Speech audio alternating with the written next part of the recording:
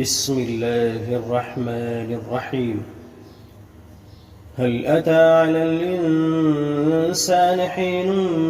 من الدهر لم يكن شيئا مذكورا إنا خلقنا الإنسان من نطفة أمشاج نبتليه فجعلناه سميعا بصيرا إنا هديناه السبيل إما شاكرا وإما كفورا إنا أعتدنا للكافرين سلاسل وأغلالا وسعيرا إن الأبرار يشربون من كأس كان مزاجها كافورا عينا يشرب بها عباد الله يفجرونها تفجيرا يوفون بالنذر ويخافون يوما كان شره مستطيرا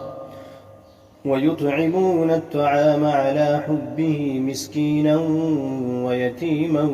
وأسيرا إنما نطعمكم لوجه الله لا نريد منكم جزاء ولا شكورا إنا نخاف من ربنا يوما عبوسا قمطريرا فوقاهم الله شر ذلك اليوم ولقاهم نضرة وسرورا وجزاهم بما صبروا جنة وحريرا متكئين فيها على الأرائك لا يرون فيها شمسا ولا زمهريرا ودانية عليهم ظلالها وظللت قطوفها تذليلا ويطاف عليهم بآنية من فضة وأكواب كانت قوارير من فضة قدروها تقديرا ويسقون فيها كأسا كان مزاجها زنجبيلا عينا فيها تسمى سلسبيلا ويطوف عليهم ولدان مخلدون إذا رأيتهم حسبتهم لؤلؤا منثورا وإذا رأيت ثم رأيت نعيما وملكا كبيرا عاليهم ثياب سندس خضر واستبرق وحلوا أسابر من فضة وسقاهم ربهم شرابا طهورا إن هذا كان لكم جزاء وكان سعيكم مشكورا إنا نحن نزلنا عليك القرآن تنزيلا